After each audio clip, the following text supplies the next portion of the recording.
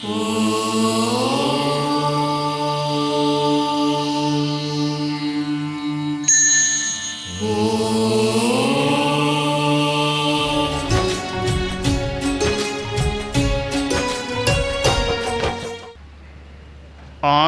वाङ्मय में कहा गया है, को हम असत्यम कुब्बिज्जा धारिज्जा पियमप्पियम। आदमी के जीवन में एक वृत्ति है गुस्से की। हमें कभी कभी कईयों को गुस्सा आ जाता है, झुंझलाहट आ जाती है, असहिष्णुता के कारण ऐसा हो जाता है। और यह गुस्सा कई बार अशांति का कारण बन जाता है। आप लोग परिवार में जीते हैं, परिवार में अनेक सदस्य साथ में रहते हैं और कभी कभी आपस में कलह भी हो सकता है। परिवार में शांति रहे, कसाय का पाप न लगे या जितना उससे बचा जा सके उतना अच्छा है। आंतरिक दृष्टि से सुखी परिवार हो और उसके लिए अपेक्षा है हमारे में सहिष्णुता का विकास होना चाहिए। परम पूज्य गुरुदेव तुलसी का ग्रंथ है पंचसूत्रम, उसमें कहा गया है, कनिष्ठम कर ही चिज्येष्ठ है कदाचित्तम कनिष्ठ कह सहेत सुधिया शांत सहवासस्य हेतवे। कभी बड़ा छोटे को सहन करे, कभी छोटा बड़े को सहन करे। शांत सहवास के लिए सहना आवश्यक होता है। और सब अपने आप को बड़े माने और अहंकार के रूप में बड़े माने तो कुछ गड़बड़ हो सकती है। संस्कृत में कहा गया, यत्र सर्वेपि नेता रहे सर्वे पंडित मानिनः सर्वे महत्वमिच्छन्ति तद राष्ट्रम विद्धि दुःखितम।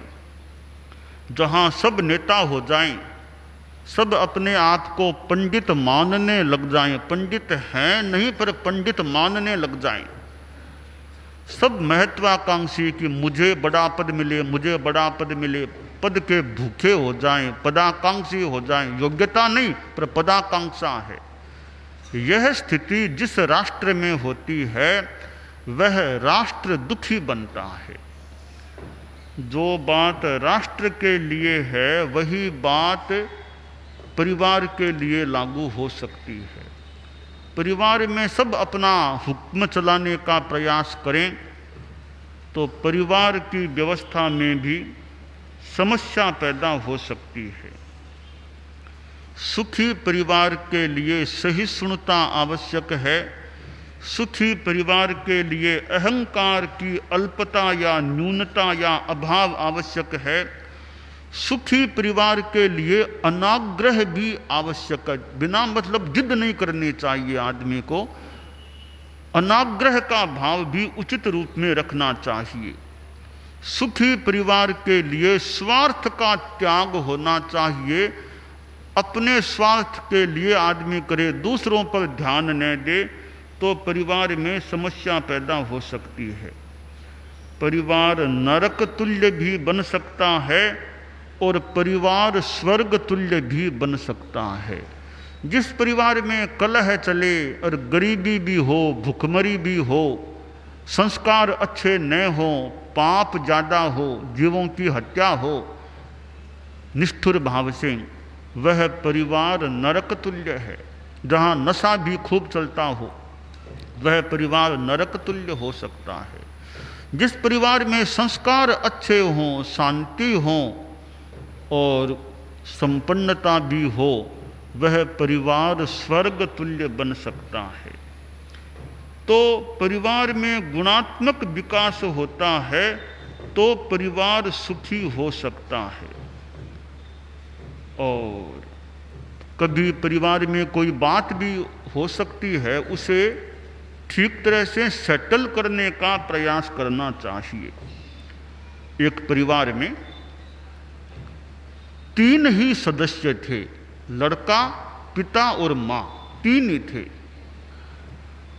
तीनों में वैसे अच्छा सद्भाव रहता था, पर एक बार कोई प्रसंग आ गया कि कोई छोटी मोटी गलती हो जाने पर पिता ने लड़के को ज़्यादा डांट दिया। अब देखिए, गलती पर कभी कहना भी पड़ता है, गलती पर न कहा जाए तो गलती का परिष्कार फिर कैसे हो। तो गलती पर कहना भी होता है, परंतु बहुत अच्छे तरीके से कहना चाहिए। अब कहने को खूब गुस्सा करके भी कहा जा सकता है और शांति से, प्रेम से भी कहा जा सकता है। तो परिवार में यूँ तो मौके की बात है, कभी कोई कड़ी बात भी कहनी पड़ सकती है, पर सामान्यतया शांति से बात करनी चाहिए। गुस्से में ज़्यादा लाभ नहीं है, शांति से बात करने का ज़्यादा अच्छा असर हो सकता है। और असर हो न हो, खुद के कर्मों का बंधन होता है गुस्से से, तो वो तो हमारे न हो। सामने वाला तो सुधरेगा नहीं सुधरेगा, हमारे तो कर्म का बंध हो जाएगा। इसलिए आदमी को गुस्से में नहीं डांटना चाहिए, गुस्से में नहीं बोलना चाहिए। गुस्सा तो हमारी प्राय कमजोरी ही होती है। तो पिता को कुछ ज़्यादा ही गुस्सा आ गया और लड़के को खूब सुनाया।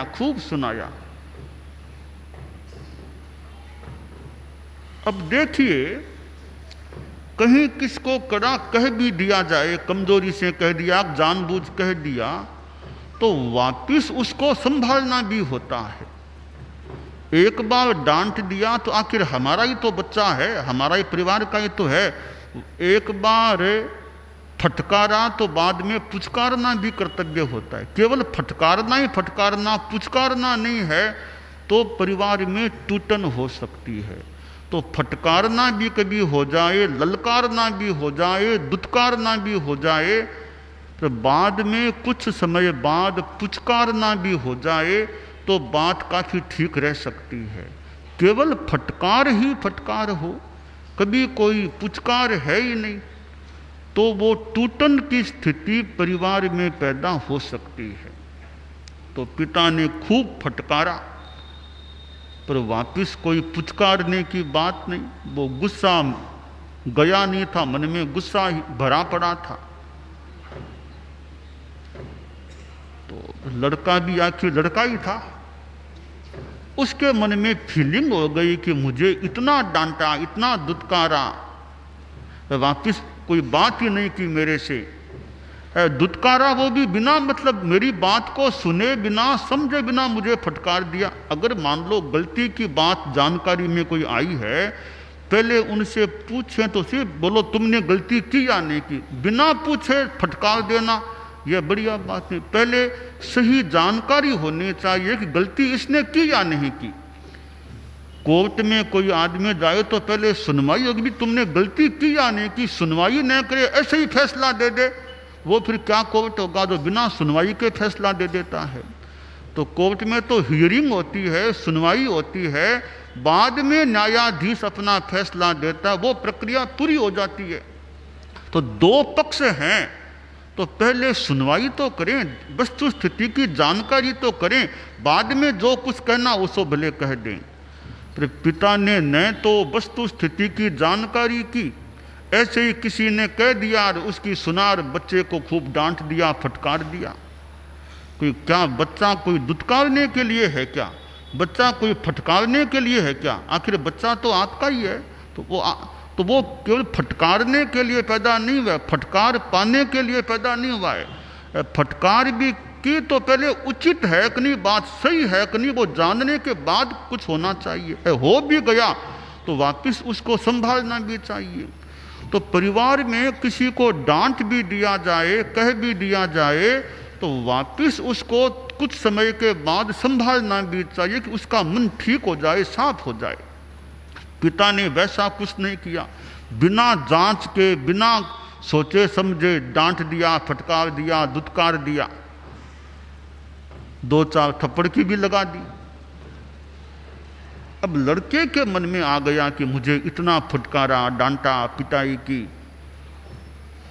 तो उसने यह मन में निर्णय कर लिया कि मैं इतने दिनों तक पिताजी के साथ में खाना खाता था, भोजन करता था, अब आइंदा कभी भी मैं पिताजी के साथ खाना नहीं खाऊंगा। पहले बाप बेटा साथ में खाते थे। तो बेटा गया मां के पास कि मां बोलो, मैंने कितने वर्षों तक पिताजी के साथ ही भोजन किया है, पर अब से कभी भी मैं पिताजी के साथ खाना नहीं खाऊंगा। मेरे लिए अलग थाली में खाना परोसना, मैं अलग खाना खाऊंगा, पिताजी के साथ कभी भी खाना नहीं खाऊंगा अब मैं। मां ने जान लिया कि बाप बेटे में आज बात हो गई है। मां ने स्थिति को संभालने का प्रयास किया कि ठीक है बेटा, मैं तुम्हें अलग थाली में खाना परोस दूंगी। उसको तो कह दिया। बाद में उसके पिता से भी एकांत में कहा कि काम बिगाड़ दिया आपने, तो इतना नाराज कर दिया बच्चे को, इसको संभालना चाहिए था। कह दिया सो कह दिया, वापिस इसको संभालना तो चाहिए था ना, ये एकदम रुष्ट हो गया है आपसे। अब पिता ने सोचा अरे मैंने भूल कर दी, पहले तो बिना जांच किए इसको डांटा, दूसरी भूल ये कि डांटने के बाद वापिस कुछ देर के बाद संभालना था, वो भी मैंने नहीं संभाला, अब बात को पलटना चाहिए। ऐसे पिता समझदार तो था ही। तो भोजन का समय हुआ और मां ने तो जैसा लड़के ने कहा था उसके लिए अलग थाली में खाना परोस दिया कि आओ बेटा खाना खा लो। लड़का आ गया और भोजन के लिए बैठा, थाली पास में थी। अब देखिए पिता कैसे बात को संभालता है। पिता दूर बैठा था, वह उठ करके आया। लड़का बैठा था, थाली सामने थी, इधर बेटा बैठा था, उधर पिता बैठा। बोला बेटा, इतने दिनों तक तो तुमने मेरे साथ खाना खाया था, आज से मैं तेरे साथ खाना खाया करूंगा। इतना कहा और बेटे का सारा मन का वो मैल साफ हो गया कि नहीं पिताजी, मैं आपके साथ खाना खाया करूंगा। सारी बात साफ हो गई और लड़का खुश हो गया और पिता के साथ खूब सम्मान के साथ, विनय के साथ वापस भोजन करने लग गया। तो देखिए परिवारों में कभी ऐसी स्थिति हो सकती है, पर कभी कभी बड़ों को भी बात को परोठना पड़ता है, संभालना पड़ता है। बड़े अहंकार में तन करके रह जाएं तो कई बार परिवार में टूटन फूटन की स्थिति पैदा हो सकती है। तो बड़ों को भी कई बार अपने बड़प्पन को इस रूप में काम लेना चाहिए कि वे छोटों के मन को प्रमुदित कर दे, छोटों के मन के वैमनस्य को धो डाले, ऐसा व्यवहार करना चाहिए। परम पूज्य आचार्य महाप्रज्ञ जी के पास हम रहे थे, कैसा उनका व्यवहार था, कैसे वो मौके पर संभालते भी थे, कितना वात्सल्य देते थे। और गुरुदेव तुलसी के पास भी हम लोग रहे थे, वे भी कैसे स्नेह भी देते थे। देखिए हमारे धर्म संघ के तीसरे आचार्य ऋषिराय महाराज परम पूज्य रायचंद जी स्वामी हमारे तीसरे गुरु थे। उनका 30 वर्षों का लगभग आचार्य काल रहा था और उन्हें ब्रह्मचारी जी कहा जाता था।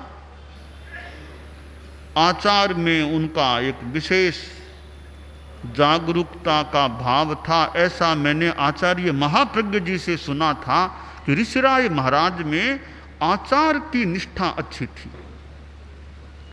घटना तो यह आती है कि एक बार मैं घटना का भाव बताना चाहूंगा। ऋषिराय महाराज कोई ऊपर चढ़े तो किसी ने देखा कि पूज्य जी महाराज ऊपर चढ़े हैं। कि पूछा महाराज आप तो पूज्य महाराज, आप ऊपर क्यों चढ़े, क्या बात हुई? तो कहा मैं ये देख रहा था कि सूर्य अस्त हो गया या नहीं, यह जानकारी करने के लिए मैं ऊपर चढ़ा था। उस गृहस्थ ने पूछा कि अगर मान लो सूर्य अस्त हो चुका होता तो आप क्या करते?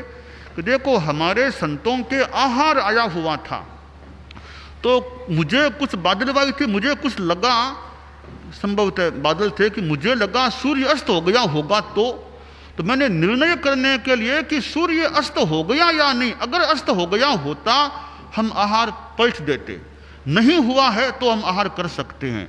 अब चूंकि सूर्य है अभी आकाश में, तो हमारे संत लोग आहार कर सकेंगे, वरना हम आहार करते नहीं, आहार को पलट देते।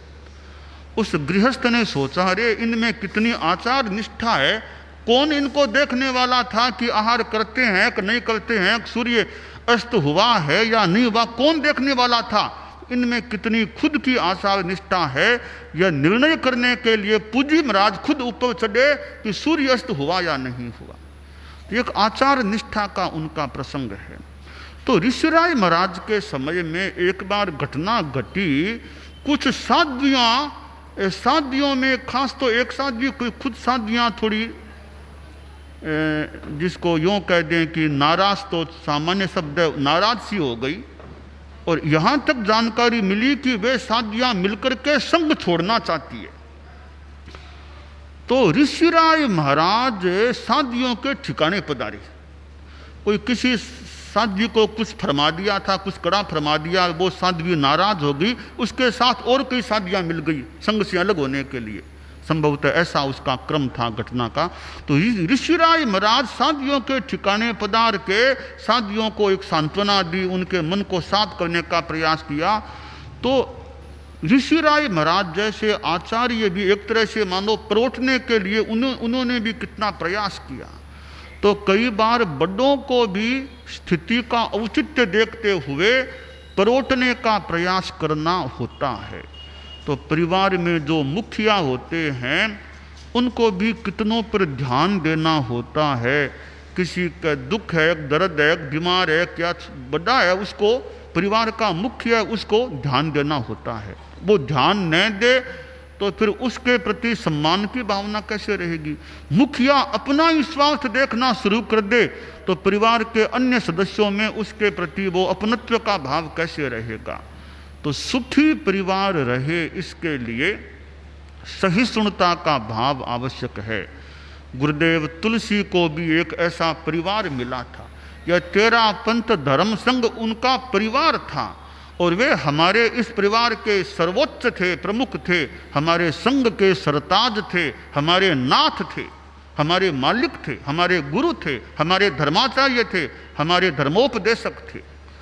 तो आचार्य तुलसी का कितना यूं बड़ा परिवार था, और कितने लंबे काल तक उन्होंने उस परिवार का संरक्षण किया था, संगोपन किया था, सेवा की थी। तो वे 13 पंथ परिवार के हमारे प्रमुखतम यानी सर्वोच्च वे हमारे गुरुदेव तुलसी थे अपने युग के। और ऐसे गुरु के पास रहने का हमें मौका मिला था। वे कितना श्रम करते थे, संतों को संभालते थे, साधियों को संभालते थे, श्रावकों को संभालते, लोगों को, कार्यकर्ताओं को संभालते, प्रेरणा देते, प्रोत्साहन देते, और गलती पर कई बार कड़ाई भी करते। क्योंकि परिवार है तो गलती हो तो ठीक करने का प्रयास भी करना होता है, और यूँ संरक्षण देना भी होता है। तो ऐसे हमें गुरुदेव तुलसी मिले, जिनके परिवार का सदस्य बनने का हमें मौका मिला था। और 13 पंथ धर्म संघ मानो उनका बार बार आभारी है। उन्होंने धर्म संघ को कितना आगे बढ़ाने का प्रयास किया, ज्ञान की दृष्टि से संघ कितना आगे बढ़ा था उनके युग में, प्रेक्षा ध्यान की दृष्टि से संघ आगे बढ़ा था, जीवन विज्ञान संघ में प्रारंभ हुआ था, अनुव्रत जैसा कार्य शुरू हुआ था, समन श्रेणी का प्रारंभ उनके आचार्य काल में हुआ था, और कितने कितने संस्थाएं जन्मी थी उनके आचार्य काल में, कितनी संस्थाएं सक्रिय रूप से काम करने लगी थी उनके आचार्य काल में। और उन्होंने आचार्य महाप्रज्ञ जी जैसा व्यक्तित्व धर्म संघ को प्रदान किया था।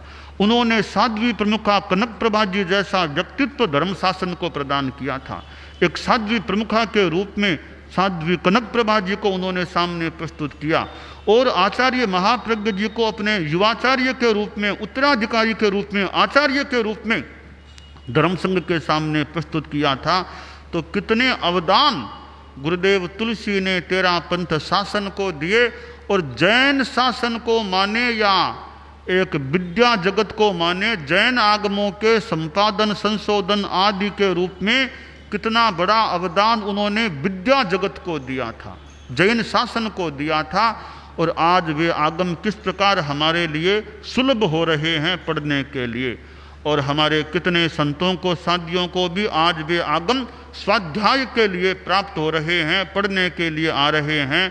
तो आगमों का स्वाध्याय हम करें, यह एक कितना वांछनीय कार्य है और आगमों के स्वाध्याय से कितना लाभ मिलता है। तो हमारे श्री मालू जी, डालमचंद जी मालू हैं, उन्होंने आगम स्वाध्याय में, तत्वज्ञान के स्वाध्याय में स्वयं का भी कितना समय लगाया है और दूसरों को भी कितना स्वाध्याय कराने का, ज्ञान देने का, समझाने का, बताने का प्रयास किया है। ऐसे तत्वज्ञानी श्री मालू जी जो वयोवृद्ध व्यक्तित्व हैं और 10वें दशक में जो चल रहे हैं और आज भी कितना ज्ञान का अध्यवसाय अभ्यास कर रहे हैं। तो ऐसा ज्ञान का अभ्यास करना भी अपने आप में बहुत अच्छी उपलब्धि है जीवन की। इस 10वें दशक में इतना ज्ञानाभ्यास, ज्ञान का अध्यवसाय, ज्ञान देने का प्रयास, समझाने का प्रयास, इतना ज्ञान का होना, ये अपने आप में बड़ी उपलब्धि है। तो ऐसे तत्वज्ञ व्यक्ति उपलब्ध हैं और इतना श्रम कर रहे हैं, इतना यह शरीर के द्वारा भी, यानी कोई साता वेदनीय का अच्छा योग लग रहा है, हमारी नज़र तो न लगे मालू जी को, अच्छा कोई साता वेदनीय का योग है, इतना श्रम इस अवस्था में हो सकता है, यह अपने आप में बड़ी बात है। वरना ट्रेन में वहाँ बरस आ जाए को मात्रा में रहना पड़ सकता है और ये इतने चल रहे हैं, प्रयास कर रहे हैं, इनका निर्वध्य प्रयास चलता रहे, इनके त्याग तपस्या खूब आगे बढ़े है और भी जितना उसके आगे बढ़े और वे ज्ञान दूसरों को देते रहें और स्वाध्याय करते रहें, यह हमारी मंगल कामना है। तो तेरा पंथ शासन में जो ज्ञान का अभ्यास बढ़ा है, आगम के स्वाध्याय में इन आगमों के कारण से कुछ सुविधा हो गई है कि आगम आसानी से पढ़े जा सकते हैं। इतने टिप्पण भी साथ में तैयार किए हुए हैं, टिप्पणों के माध्यम से विषय और ज़्यादा स्पष्ट भी हो सकता है। तो हम गुरुदेव तुलसी का यह पट्टोत्सव का दिन जो कल का नवमी का था, हमने विकास महोत्सव के रूप में मनाया और गुरुदेव तुलसी के प्रति हम श्रद्धा प्रणत हैं। ऐसे गुरु हमें मिले थे जिनका कितना उपकार है, किस प्रकार हमें उन्होंने आगे बढ़ाया है, किस प्रकार शिष्यों का निर्माण करने का प्रयास किया है। मैं तो मेरे जैसे कितने कितने शिष्य उनके हुए हैं, उन शिष्यों में एक नाम मेरा भी है और भी हमारे कितने कितने शिष्य शिष्याएं उनके रहे हैं, जिनको उनका सान्निध्य प्राप्त हुआ है, उनका अनुशासन प्राप्त हुआ है। जे में गुरु सयय मनुशासयन्ति ते हम गुरु सययम पूजयामि। जो गुरु मुझे अनुशासना देते हैं, ज्ञान देते हैं, मार्गदर्शन देते हैं, ऐसे गुरुओं की मैं सतत पूजा करता हूँ। हम भी गुरुदेव तुलसी का स्मरण करते हैं और हमने उनकी पूजा करने का प्रयास भी किया था। उनकी विद्यमानता में कितनी बार हमारा मस्तक उनके चरण में लगा था और मानो कि मस्तक हमारा धन्य हो गया। हमारे गुरु के चरण में वह गिरा था, चरण में रहा था, चरण का स्पर्श किया था। जैसे वो पारस का स्पर्श पाकर मानो लोहा सोना बन जाता है। हम सोने तो कितना बन पाए भगवान जाने, केवली जाने, पर हमने अपना मस्तक उनके चरणों के लगाया था। ऐसे गुरु के प्रति हम श्रद्धा प्रणत हैं। दानान सिद्धम अभय पयाणम सच्चे सुया अणवज्रम वयंती तवे सुया उत्तम बम्भचेरम लोगुत्तमे समणेनाय पुत्ते।